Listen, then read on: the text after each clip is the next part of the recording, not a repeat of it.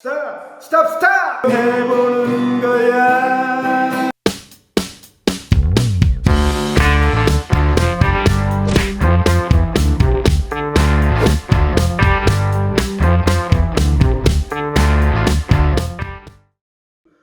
고3 한 달 남았어도 걱정하지 마. 예, 국어는 OX로 풀면 되니까. 와우, 수능이 이제 한 달 남았네. 고3 친구들 많이 긴장되고 걱정되고 불안하지. 내신이 좋아서 수능 최저 없는 수시에 지원한 친구들은 그래도 마음은 편안할 텐데, 내신도 꽝, 비교과도 꽝, 자신감도 꽝인 친구들은 믿을 건 수능밖에 없고, 그래서 수능에 올인 그게 답이지. 문제는 연습과 실전은 많이 다른 거지. 그래서 시험이 다가올수록 불안하고 초조할 수밖에 없어.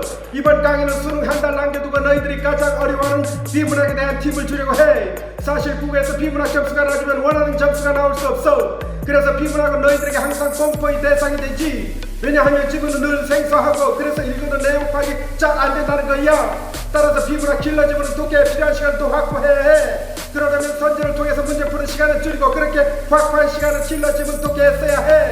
또 비문학은 지문을 독해의 방법이 필요한데, 그래서 오늘 강의는 바로 그 부분인데, 지난해 수능 국어가 불수능이었는데 그 중에서도 가장 논란이 컸던 지문인 과학 지문을 풀어볼 거야. 3학년들은 이 강의대로 듣고 수능 수험장에 가서 실제로 이 방법대로 풀면 되고, 1, 2학년들은 이 원리를 익혀서 11월 전국 연합 모의고사에서 국어 성적을 올려보도록 해. 쌤이 하는 방식을 잘 살펴보다 중요한 것은 이 원리를 너희들 것으로 만들어야 한다는 거야. 특히 별의별 방법을 다 해봤는데도 안 되는 친구들에게 엄청 효과적일 거야.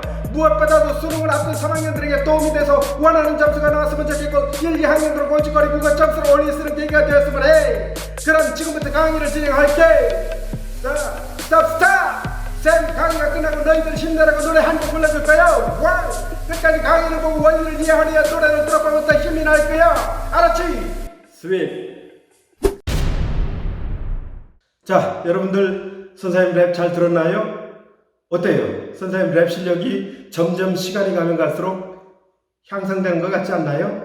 예, 선생님도 열심히 노력해 보겠습니다. 여러분들이 원하는 수준에 이를 때까지 계속해서 열심히 연습하고, 또 여러분들에게 힘이 되고 즐거움이 되고 또 용기가 될 수 있도록 해보겠습니다. 자, 오늘 이제 수능을 한 달여 정도 남았잖아요. 우리 고3 학생들이요. 이 수능 시험장에 들어가서 이제 여러분들 가장 먼저 치르는 시험이 국어 시험일 텐데요. 그 중에서도 이제 가장 힘들고 어려워하는 부분이 있죠. 바로 비문학입니다. 독서지요. 이 독서 영역인데요. 이 독서 영역이 어떤 결과를 내느냐에 따라서 국어 성적 전체에 이제 영향을 끼치게 되는 그런 내용입니다. 그래서 오늘은요, 여러분들 수능을 한 달 남짓 남겨둔 우리 고3 학생들, 그리고 또 11월 달에 1, 2학년 마지막 전국연합 모의고사가 있죠. 이때 여러분들이 성적을 획기적으로 올리기 위해서 이 독해, 즉 다시 말하면 비문학 지문을 어떻게 여러분들 공부를 해야 되고 풀어가야 될지, 그 원리와 방법을 선생님이 설명을 할 텐데요. 여기 있는 선생님의 그 결정적 OX 국어라는 책에 이렇게 이제 보게 되면요, 여기에 이제 그렇죠. 예, 62쪽에 나와 있는 이 문제들을 가지고 오늘 여러분들에게 이제 설명을 드리려고 합니다. 선생님이 오늘 이 지문을 이제 칠판에 너무 길어서 쓸 수가 없어가지고 이제 인쇄를 했습니다. 인쇄를 해서 칠판에 붙였는데 사실 잘 안 보일 수 있어요. 그건 뭐 충분히 이해가 되는데요. 그래서 여러분들이 필요하다라면은 이 책을 통해서 지문을 보면서 여러분들 설명을 들으면 더 효과적이지 않을까, 이제 이렇게 생각을 해봅니다. 그래서 오늘 이제 설명을 진행하겠습니다. 자, 여러분들 보시면요, 이게 이제 지난해 수능에 치러졌던 지문입니다. 과학 지문인데요. 이 지문이 사실은 지난해 많은 문제를 일으켰죠. 뭐 고등학교 수준을 뛰어넘는 지문이고, 또 문제도 너무 어려워서 심지어 이제 언론에서는 고등학교 국어 선생님들조차도 풀 수 없는 문제다, 뭐 이렇게도 이제 얘기가 되고, 또 평가원의 시험이 끝나고 나서 수험생들이 많은 이의제기를 했던 그런 지문이기도 하고 또 문제이기도 합니다. 자, 그래서 오늘은 이 지문을 얼마나 이 OX 원리를 적용해서 풀면 얼마나 쉽고 간결하게 또 빨리 풀 수 있는가를 여러분들에게 오늘 설명을 드릴 겁니다. 자, 이 문제는요, 27번서부터 32번, 지난해 수능시험 문제인데요. 자, 이렇게 이제 지문이 있고요. 문항이 이렇게 이제 6개가 있습니다. 요즘은 이렇게 상당히 이제 문항 수가 많아요. 한 지문에. 이제 그런 특징을 갖고 있는데, 그래서 지문 독해가 상당히 중요하다. 이렇게 이제 말씀을 드렸습니다. 자, 여러분들 이제 지문을 보면요. 특히 이제 비문학 지문을 보면은, 비문학 지문은 대부분 논설문 아니면 설명문입니다. 그런데 논설문은 개인적인 주관이 담겨 있기 때문에 대개 수능시험에 나오기가 어렵습니다. 그러나 그렇다는 얘기는 다시 말하자면은 비문학 지문, 즉 독서 지문은 대부분 설명문이다. 이제 이렇게 말씀을 드릴 수 있어요. 자, 설명문이다라는 얘기는 여러분들 학교 수업 시간에 설명문의 특징 배웠죠? 머릿말, 본문, 맺은말. 그래서 설명문은 가장 중요한 것이 바로 뭐냐? 바로 첫문단입니다. 즉 머릿말 부분입니다. 그리고 각각의 문단에 있어서 첫 문장이 바로 대단히 중요한 내용이다. 그래서 이제 우리가 여러분들 지문을 딱 읽잖아요. 그렇게 되면은 이제 먼저 문제를 풀 때는요. 이렇게 이제 선지별로 어떤 내용인지. 다음은 윗글을 읽은 독서 기록 중 일부이다. 윗글을 참고할 때 점검 결과로 적절하지 않은 거, 아는 것이 이거 X 고르는 거고요. 윗글에 대한 이해로 적절하지 않은 거 X네요. 윗글에 나타난 서양 우주론에 대한 적절한 것은 O를 고르는 거네요. 그 다음에 기억에 대한 이해로 적절하지 않은 건 X를 고르는 거죠. 보기는 참고할 때 A에 대한 이해로 적절하지 않은 건 X를 고르는 거네요. 문맥상 A와 바꿔쓰기에 적절한 것은 O를 고르는 거예요. 자, 일단 선택지를 통해서 어떤 것을 골라야 될지를 알려주는 발문을 보고서 무엇을 어떤 부분에 중점을 두고 읽어야 되는지를 확인을 한 다음에요. 자, 읽어가겠습니다. 자, 첫 문단을 먼저 보면은요. 16세기 전반에 서양에서 태양 중심설을 지구 중심설의 대안으로 제시하며 시작된 천문학 분야의 개혁은 이거 천문학 얘기하는 거래요. 경험주의 확산과 수리과학의 발전을 통해 형이상학을 뒤바꾸는 변혁으로 이어졌다.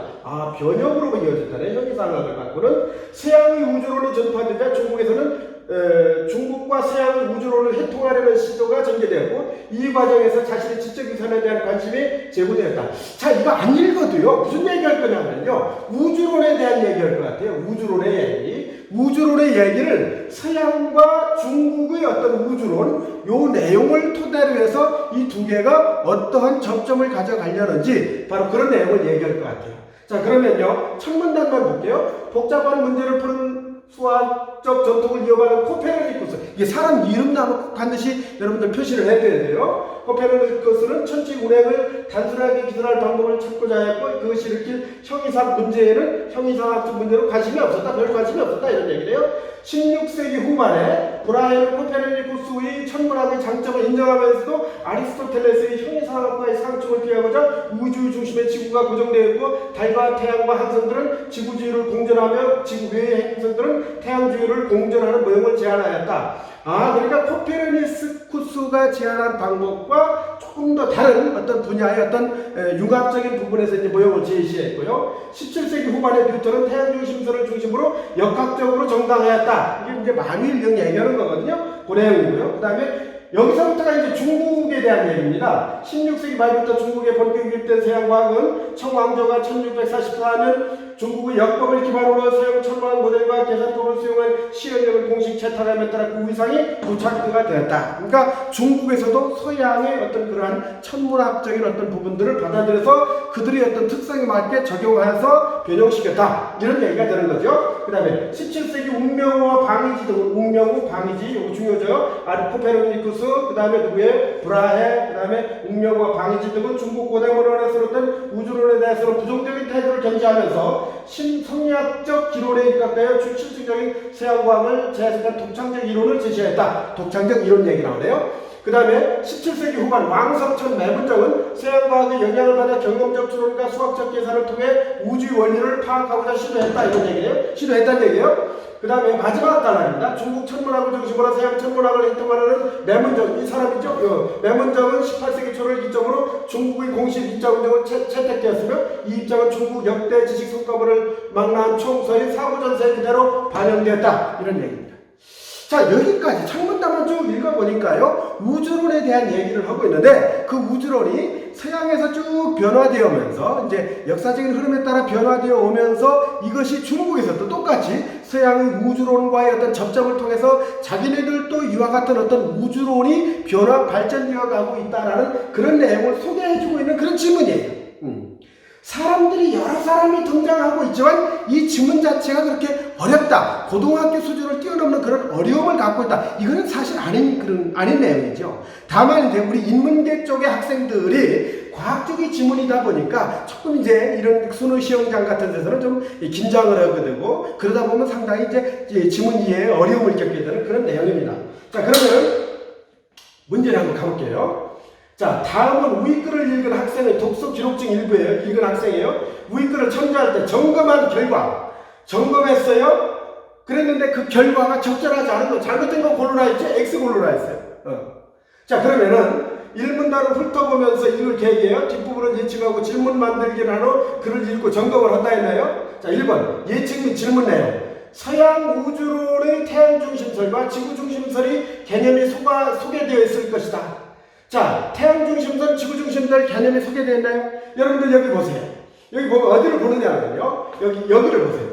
고대의 아리스토텔레스와 프톨레마우스는 우주의 중심에 고정되어 움직이지 않는 지구의 주를 달, 태양, 다른 행성들과 친구들과 항성들이 붙어 다닌다는 지구 중심설 여기 있죠? 지구 중심설 있잖아요. 그렇죠? 네, 있습니다. 그 다음에 그 태양 중심설은 어디에 있느냐 이런 얘기죠. 이제 태양 중심설과 지구 중심설이잖아요. 그러면 여기를 보세요.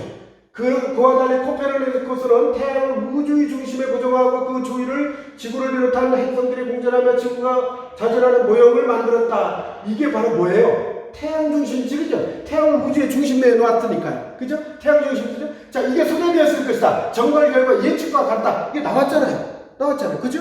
맞아요, 틀려요? 이거 맞잖아요. 옵니다. 이거 옵니다. 뭐예요? 자, 그 다음에 서양의 우주론의 영향으로 변화된 중국의 우주론이 소개되어 있을 것이다. 이런 얘기잖아요. 서양의 우주론으로 변화된 중국의 우주론이 소개되어 있을 것이다. 여러분들 이거 보세요. 뭘 보느냐면요, 먼저 여기를 보세요. 자, 여기 이제 우리가 단락을 1, 2달러, 그 다음에 여기 3달러, 4달러, 5달러, 6달러, 7달러, 8달러 이렇게 합시다. 예. 자, 그러면은 뭐를 보냐면 먼저 여기를 봅시다. 여기 16세기 말부터 중국에 유입된 서양 과학은 청왕조가 1640년 중국 역법을 기반으로 서양 천문학 모델과 계산법을 수용한 실험적인 공식 책단에 따라 위상이 구체화되었고 그에 따라 생활 리듬으로 자리 잡았다. 이런 얘기들이 나오잖아요. 그러면 서양 우주론이 영향으로 변화된 중국의 우주론이 소개되어 있다는 얘기는 어떻게 돼야 돼요? 나와 있으니까 예측과 같음이라고 해야 되죠. 같음이라고 해야 되는데 이 뭐라고 그랬죠? 다름이라고 그랬죠. 다름. 요거 잘못된 거죠. 요거 잘못된 거죠. 같으니까. 그래서 요거는 X가 되는 겁니다. 그런데 선택지에서 우리가 이제 발문에서 X를 고르라고 했죠. 자, 여기 X가 나왔어요. X가 나왔으면 밑에 거 확인할 필요 있나요? 없나요? 이거 뭐, 오지요, 다. 당연히 올 거 아니에요? 이거 확인하는데 시간을 허비하면 안 됩니다. 이거 선택지 하나하나 확인하는데 10초씩 소요된다 했어요? 그럼 30초가 그냥 흘러가 버리는 거예요. 이거 확인 안 하고 그냥 넘어가면 30초가 세이브 된다. 이런 얘기예요. 자, 요거 이제 여러분들 확인해 두고요. 그 다음에 우익글에 대한 이해로 적절하지 않은 것이라고 했잖아요. 이것도 당연히 X잖아요. X를 골라야 되겠죠? 자, 그러면은 서양과 중국에서는 모두 우주론을 정립하는 과정에서 형이사적 사고에 대한 검토가 이루어졌다. 이런 얘기잖아요. 그럼 여러분들 보세요. 16세기 전반에 서양에서 태양 우주선을 중심으로 지구 중심선을 제안하며 시작된 천문 우주학의 개혁은 경험주의 확산과 소리 과학의 발전에 따라 형이상학을 뒤바꾸는 변혁으로 이어졌다 그랬죠. 최근 투자는 뒤바꾼다 했잖아요. 그렇죠? 그런 얘기입니다. 그 다음에 여러분들 여기 보세요.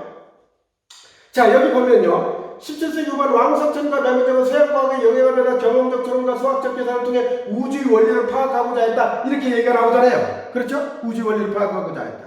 예, 요런 얘기들. 그러니까 이게 뭐냐면은 뭔가 우주론을 받아들이는 과정에서 기존에 있었던 것들을 새롭게 재검토하는 과정이 이루어졌다는 근거가 되는 거예요. 맞는 거죠? 두 번째 봅시다. 서양 천문학의 전환은 중국에서 자국의 우주론 전통을 재인식하기는 계기가 되었다. 그럼 여러분들 보세요. 자국의 어떤 그 우주적 전통을 재인식하는 계기가 되었다 이렇게 얘기를 했는데요. 그러면 여러분들 보세요. 17세기 후반 왕석천과 매무정은 서양과학의 영향을 받아 경험적 수련과 수학적 계산을 통해 우주 원리를 파악하고자 그러면서 서양과학의 우수함은 모두 중국 고전에 이미 갖춰져 있다고 했는데 문명인들이 이를 깨닫지 못하고 성리학적 행위사역에 몰두했다고 비판했다고 했죠. 그러니까 뭔가 서양에서 들어온 것으로 인해서 자국의 우주론 전통에 대해서 뭔가 새롭게 이해하고 새롭게 비판하고 새로운 관점에서 보고자 했다라는 거 이거 맞는 얘기잖아요. 여기 근거가 있잖아요. 그 다음에 세 번째, 중국의 서양의 천문학적 성과가 자리 잡는 데는 국가의 역할이 중요하다라는 얘기. 아까 우리가 읽었을 때 여기 있었죠. 중국에서 유입된 서양 과학은 청왕조에 의해서 이것이 구체화되었다라는 얘기 여기 나와 있습니다. 예, 이것도 맞는 얘기가 됩니다.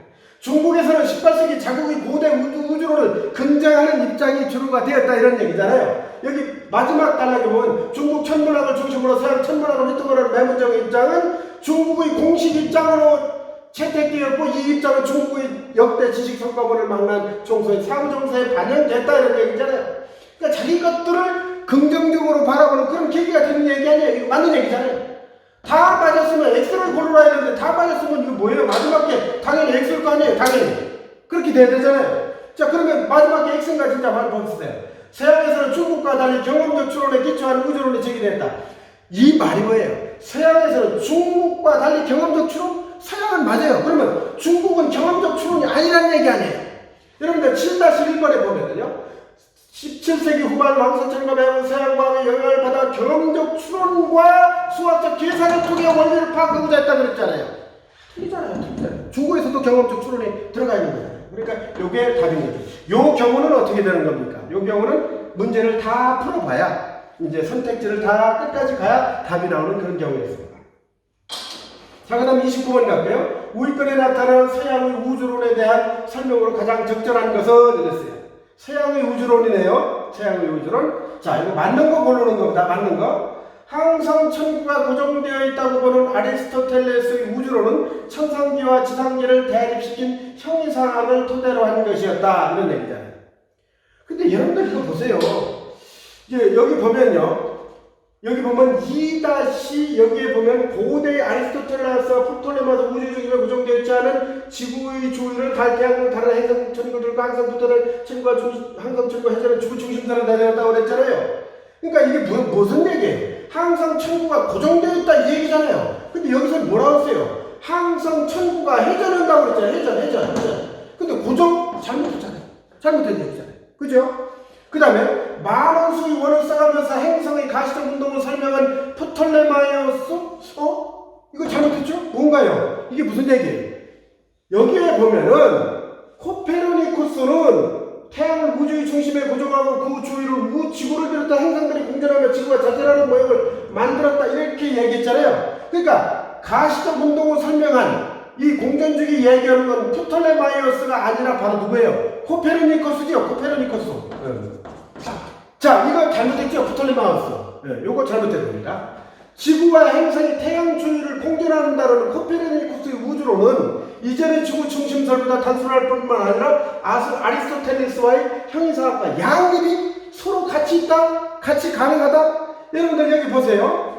왜냐하면 이거는 지상계와 천상계를 대립시키는 아리스토텔레의 이분법적 구도를 무너뜨렸다 했잖아요. 무너뜨렸다. 양립이 아니죠. 무너뜨렸다. 이거 잘못된 거잖아요. 잘못된 거잖아요. 그죠? 지구가 우주의 중심에 고정되어 있고 다른 행성을 거느는 태양이 지구를 주위를 돈다는 브라이브 우주론은 아리스토텔레스의 형이상학에서 자유롭지 못한 것이었다. 자유롭지 못했다. 자, 여기 보세요. 복잡한 여기 봅시다. 브라이언 코페르니쿠스의 천문학의 장점은 아리스토텔레스 형이상학과의 상충을 피하고자 이랬죠. 상충을 피하고자. 그러니까 피하고자 한 것이죠. 지구가 우주의 중심에 고정 다른 태양이 지구 주위를 돈다는 브라이언 우주론은 아리스토텔레스 형이상학에서 자유롭지 못했다. 그러니까 이게 뭐예요? 방금 전에 아리스토텔레스의 형이상학과 상충을 피하고자 그랬잖아요. 피하고자 자기 안을 제안했다 이랬던 얘기 아니에요. 이 얘기는 뭐예요? 아리스토텔레스의 형이상학에서 자유롭지 못한 것이죠. 그거를 받아들였어야 되니까요. 어떤 형태로든지. 그러니까 이거는 어떻게 되나요? 이게 맞는 거죠. 자, 맞는 거 뭘로 했어요? 맞는 거 여기 나왔어요. 나머지 5번을 할 필요가 없는 거죠. 그렇죠? 예. 자, 그 다음에 여러분들 기억에 대한 이해로 적절하지 않은 거 X 고르는 겁니다. X를 고르는 건데요. 자, X 고르는 거예요. X. 자, 중국 기억이 뭡니까? 먼저 여기 이제 서양과학과 중국 전통 사회의 적절한 관계 맺음이라고 그랬죠.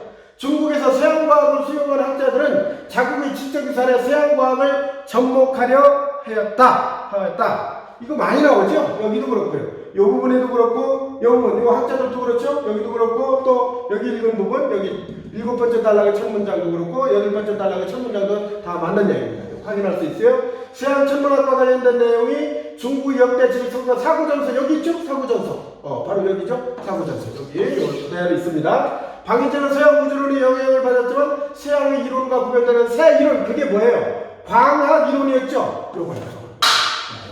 광학이론 여기 있습니다. 여기.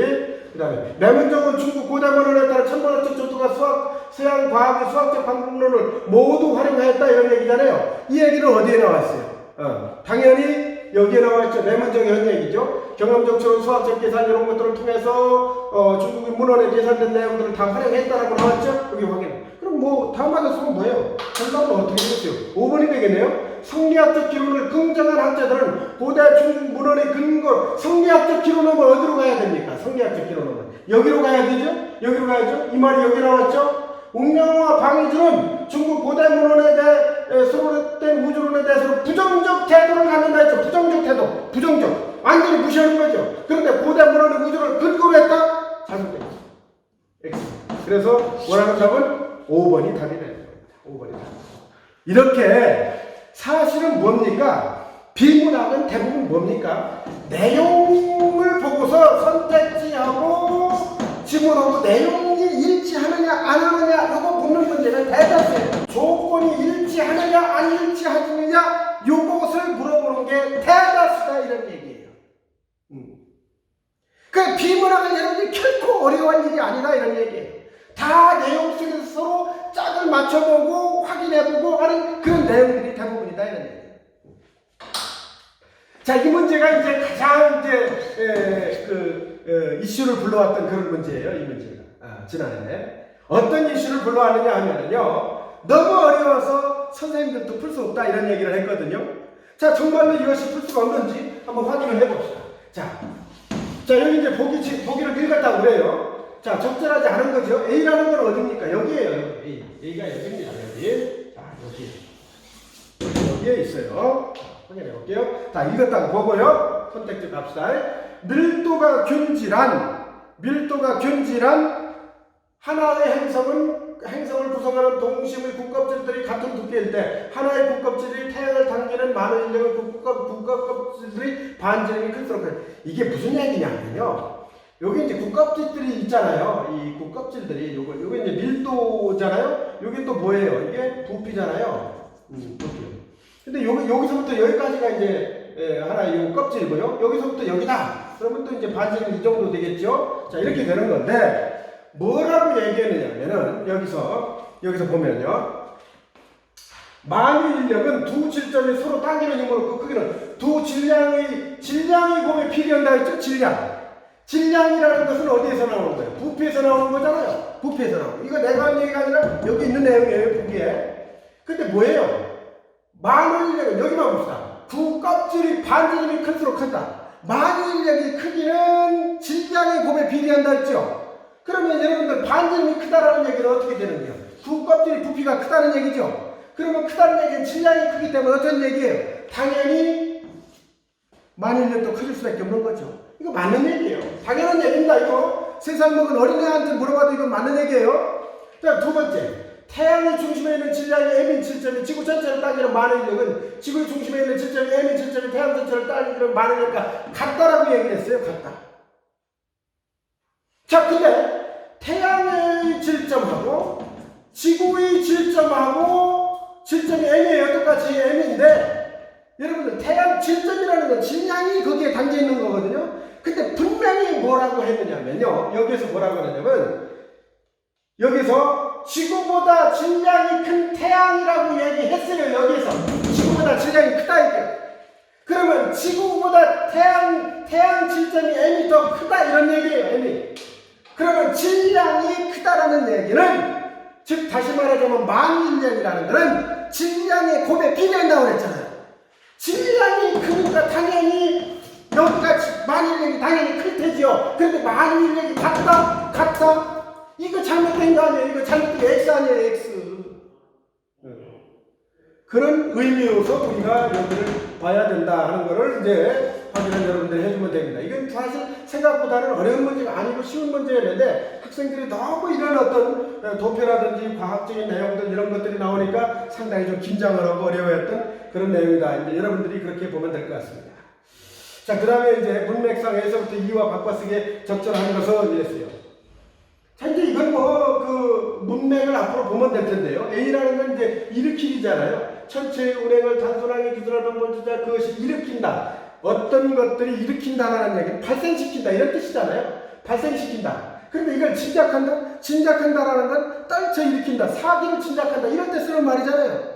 말이 안 맞잖아요. 전혀 안 맞죠? 그러니까 X죠. 그 다음에 B를 봅시다. B는 여러분들 거기 보면은 A가 있고, 우주 모형을 만들었다는 건 노력이나 기술 따위 어떤 걸 이룬다 이런 뜻이잖아요. 근데 이건 뭐예요? 고안하다로 바꾼다. 고안이라는 것이 자기가 연구해서 어떤 새로운 알을 만들어낸다라는 얘기잖아요. 그럼 이걸로 바꿨을 때 아무 문제가 없이 문맥이 자연스러워지는 것이다 이런 얘기예요. 자, 이렇게 보면 적절한 거 골라라 했을 때 이게 답이잖아요. 그럼 이건 여러분들 나머지는 우리가 확인할 필요가 없는 거예요. 자, OX로 고르라는 것은 시간을 절약하는 것이다. 수능 국어는 시간과의 싸움이다. 이런 얘기를 했어요, 선생님이. 자, 여기서 답이 2번이었어요. 2번이었으면 30초가 세이브됐습니다. 여기는 답이 몇 번이었어요? 이거 답이 5번이었으니까 세이브된 게 없어요. 여기는 답이 4번이었죠. 여기는 10초가 세이브됐습니다. 여기는 5번이었죠. 세이브된 게 없어요. 여기는 답이 몇 번이에요? 2번이었으니까 30초가 세이브됐어요. 여기는 답이 2번이었으니까 이거 30초가 세이브됐죠. 자, 이거 합해보면 몇 초요? 100초잖아요. 100초. 1분 얼마예요? 1분 40초가 지금 세이브가 된 거예요. 세이브. 이렇게 풀어야 시간도 절약할 수 있고, 시간 때문에 여러분들이 부족하지 않는다. 이렇게 남은 시간은 이 비문화집계를 더 상세하게 읽는데 써라 이런 얘기를 하는 겁니다, 선생님. 예. 자, 이렇게 여러분들이 명확하고 간명하게 풀면은 모든 건 선생님이 얘기했죠. 비문화집은 다 내용일지나 조건일지 묻는 문제다. 이거를 여러분들이 확인하고 준비해주면 어떤 문제도 다 풀 수 있다 이런 얘기예요. 다 이 지문 안에 답이 있다 이런 얘기예요. 이걸 여러분들이 이해하고 여러분들이 연습하고 여러분들이 가지고 있는 그런 노력들을 해라. 여러분들이 이 교재에 보면 그와 같은 내용들을 다 확인할 수 있는 내용들이 다 들어있습니다. 이렇게 다 들었고 여러분들이 어떻게 공부하느냐 하는 부분들이 들어있습니다. 필요하다라면 여러분들이 공부를 하세요. 여러분들이 이 책을 가지고 구입하기 어렵다면 친구가 빌려서라도 하든지 이렇게 하세요. 그렇게 해서 여러분들이 필요하다면 성적을 다 올릴 수 있도록 노력을 해라 이런 얘기예요.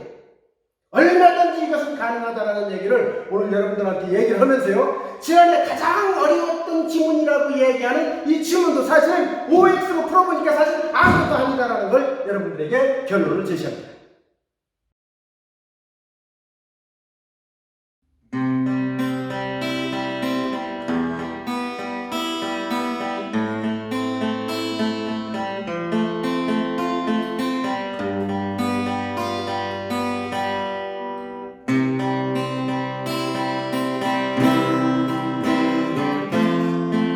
후회하고 있다면 깨끗이 잊어버려 가위로 오려낸 것처럼 다 지난 일이야.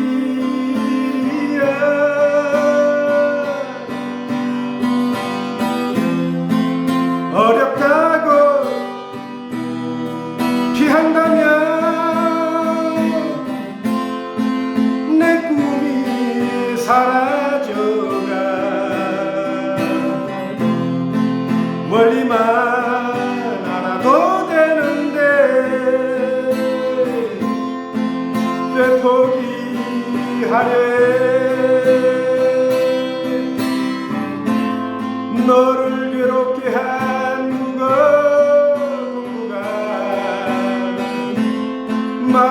없이 정말 답답하여도 너라면 할 수 있을 거야. 할 수가 있어. 그게 바로 X야. 원하는 성장을 만들어내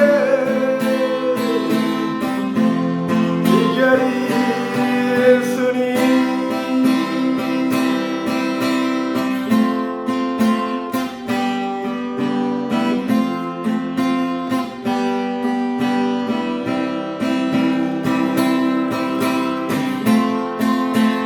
어려워만